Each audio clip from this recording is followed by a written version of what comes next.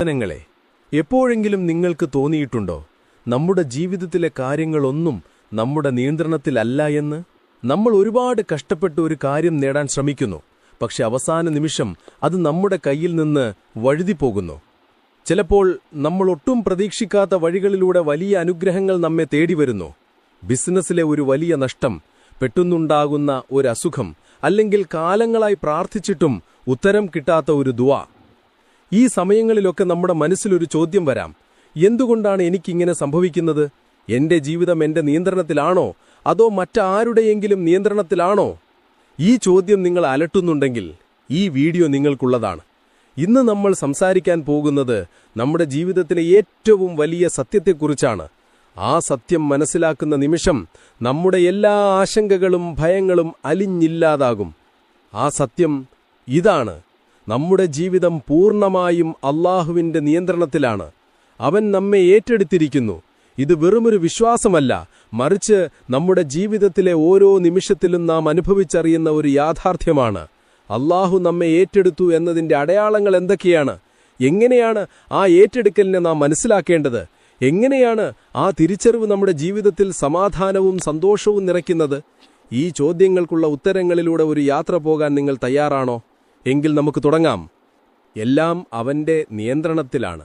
വിശുദ്ധ ഖുർആനിൽ അല്ലാഹു പറയുന്നു, ഭൂമിയിലോ നിങ്ങളുടെ സ്വന്തം ദേഹങ്ങളിലോ ഒരു വിപത്തും സംഭവിക്കുന്നില്ല, അതിന് നാം ഉണ്ടാക്കുന്നതിന് മുൻപ് തന്നെ ഒരു ഗ്രന്ഥത്തിൽ രേഖപ്പെടുത്തി വെച്ചതായിട്ടല്ലാതെ.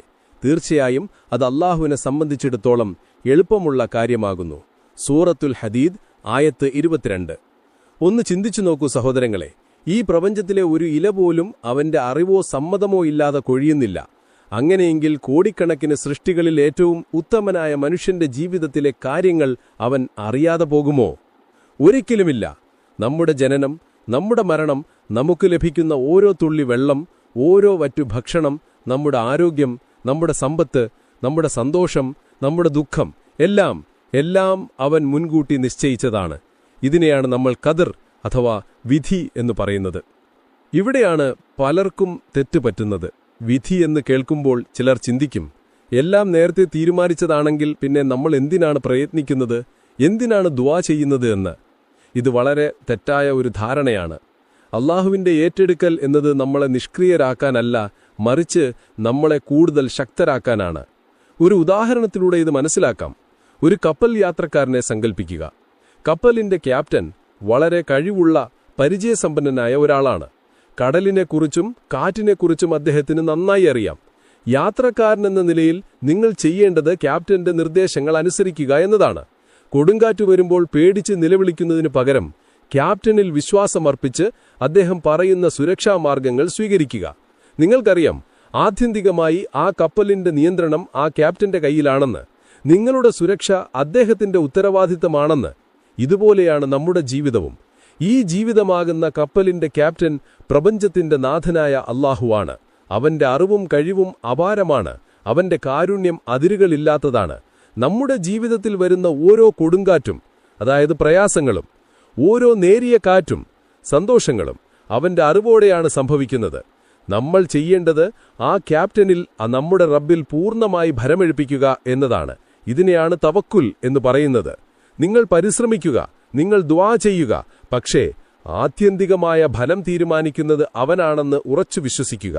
ആ വിശ്വാസമാണ് അല്ലാഹു നമ്മെ ഏറ്റെടുത്തു എന്നതിന്റെ ആദ്യത്തെയും ഏറ്റവും വലിയതുമായ തെളിവ്. ആ വിശ്വാസം നിങ്ങളുടെ ഹൃദയത്തിൽ വന്നാൽ പിന്നെ ഒരു നഷ്ടവും നിങ്ങളെ തകർക്കുകയില്ല, ഒരു നേട്ടവും നിങ്ങളെ അഹങ്കാരിയാക്കുകയുമില്ല. നമ്മുടെ ജീവിതത്തിലേക്ക് പ്രയാസങ്ങളും ബുദ്ധിമുട്ടുകളും വരുമ്പോൾ നമ്മൾ സാധാരണയായി എന്താണ് പറയുക? എന്റെ റബ്ബേ, എനിക്ക് മാത്രം എന്താണിങ്ങനെ എന്നു പറഞ്ഞ് നമ്മൾ നിരാശരാകും. എന്നാൽ യഥാർത്ഥ വിശ്വാസിക്ക് പ്രയാസങ്ങൾ ഒരു പരീക്ഷണമായിട്ടല്ല, മറിച്ച് അല്ലാഹുവിന്റെ സ്നേഹത്തിന്റെയും ഏറ്റെടുക്കലിന്റെയും അടയാളമായിട്ടാണ് അനുഭവപ്പെടുക. റസൂൽ സല്ലല്ലാഹു അലൈഹി വസല്ലം പറഞ്ഞു, അല്ലാഹു ഒരു ജനതയെ സ്നേഹിച്ചാൽ അവരെ അവൻ പരീക്ഷിക്കുന്നതാണ്. തിർമിദി. ചിന്തിച്ചു നോക്കൂ, എന്തിനാണ് അല്ലാഹു നമ്മളെ പരീക്ഷിക്കുന്നത്? നമ്മളെ കഷ്ടപ്പെടുത്താനാണോ? അല്ല. പൊന്നൊരുക്കി ശുദ്ധീകരിക്കുന്നതുപോലെ പ്രയാസങ്ങൾ എന്ന തീയിലൂടെ കടത്തിവിട്ട് നമ്മുടെ പാപങ്ങൾ മായ്ച്ചു കളഞ്ഞ് നമ്മളെ കൂടുതൽ പരിശുദ്ധരാക്കാനാണ്. ഒരു കർഷകൻ നിലം ഉഴുതുമറിക്കുന്നത് ആ മണ്ണിനെ നശിപ്പിക്കാനല്ല, മറിച്ച് വിത്തിടാൻ പാകത്തിലാക്കാനാണ്. അതുപോലെ അല്ലാഹു നമുക്ക് പ്രയാസങ്ങൾ തരുന്നത് നമ്മുടെ ജീവിതത്തെ തകർക്കാനല്ല, മറിച്ച് കൂടുതൽ മികച്ച ഒന്നിനായി നമ്മളെ ഒരുക്കാനാണ്. ഇബ്രാഹിം നബി അലൈഹിസ്സലാമിന്റെ ചരിത്രം നോക്കൂ. സ്വന്തം മകനെ അറുക്കാൻ കൽപ്പിക്കപ്പെട്ടതിനേക്കാൾ വലിയ എന്ത് പരീക്ഷണമാണ് ഒരു പിതാവിന് വരാനുള്ളത്? പക്ഷെ ആ നിമിഷം ഇബ്രാഹിം നബി അലൈഹിസ്സലാം അല്ലാഹുവിൽ സംശയിച്ചോ? എന്തിനാണ് എന്റെ റബ്ബ് എന്നെ ഇങ്ങനെ പരീക്ഷിക്കുന്നത് എന്ന് ചോദിച്ചോ? ഇല്ല, അത് തന്റെ റബ്ബിന്റെ കൽപ്പനയാണെന്ന് മനസ്സിലാക്കി അദ്ദേഹം അത് ശിരസാവഹിച്ചു. ആ പൂർണ്ണമായ സമർപ്പണത്തിന്റെ ഫലമെന്തായിരുന്നു? അല്ലാഹു അദ്ദേഹത്തിന് പകരമായി ഒരു ആടിനെ നൽകി. അദ്ദേഹത്തിന്റെ ത്യാഗത്തെ ലോകാവസാനം വരെയുള്ള മുഴുവൻ വിശ്വാസികൾക്കും മാതൃകയാക്കി. ഇവിടെയാണ് നാം ഒരു കാര്യം മനസ്സിലാക്കേണ്ടത്. ഒരു പ്രയാസം വരുമ്പോൾ അത് അല്ലാഹു നമ്മളെ കൈവിട്ടതിന്റെ അടയാളമല്ല, മറിച്ച് അവൻ നമ്മളെ കൂടുതൽ അടുത്തേക്ക് വിളിക്കുന്നതിന്റെ അടയാളമാണ്. ആ സമയത്ത് നമ്മൾ കൂടുതൽ ദുആ ചെയ്യും, കൂടുതൽ നിസ്കരിക്കും, നമ്മുടെ പാപങ്ങളെ ഓർത്ത് കരയും. നമ്മളും നമ്മുടെ റബ്ബും തമ്മിലുള്ള ബന്ധം ഏറ്റവും ശക്തമാകുന്നത് ആ പ്രയാസങ്ങളുടെ സമയത്താണ്. ആ സമയത്ത് നിങ്ങളുടെ കണ്ണിൽ നിന്ന് വരുന്ന ഒരു തുള്ളി കണ്ണുനീർ ഒരുപക്ഷെ നിങ്ങളുടെ ജീവിതത്തിലെ എല്ലാ സന്തോഷ സമയത്തും നിങ്ങൾ ചെയ്ത ഇബാദത്തുകളേക്കാൾ അല്ലാഹുവിന് പ്രിയപ്പെട്ടതായിരിക്കും. അതുകൊണ്ട് അടുത്ത തവണ നിങ്ങളുടെ ജീവിതത്തിൽ ഒരു ബുദ്ധിമുട്ട് വരുമ്പോൾ നിരാശപ്പെടരുത്. പകരം അൽഹംദുലില്ലാഹ് എന്ന് പറയുക. എന്നിട്ട് റബ്ബിനോട് പറയുക, എന്റെ റബ്ബേ, ഇത് നീ എന്നെ ഏറ്റെടുത്തതിന്റെ അടയാളമാണെന്ന് ഞാൻ മനസ്സിലാക്കുന്നു. ഈ പ്രയാസം തരണം ചെയ്യാനുള്ള ശക്തി നീ എനിക്ക് നൽകണമേ. ആ പ്രാർത്ഥനയാണ് ഒരു യഥാർത്ഥ വിശ്വാസിയുടെ പ്രാർത്ഥന. ആ മനോഭാവമാണ് അല്ലാഹു നമ്മെ ഏറ്റെടുത്തു എന്നതിന്റെ രണ്ടാമത്തെ വലിയ തെളിവ്. പ്രതീക്ഷിക്കാത്ത വഴികളിലൂടെയുള്ള സഹായം.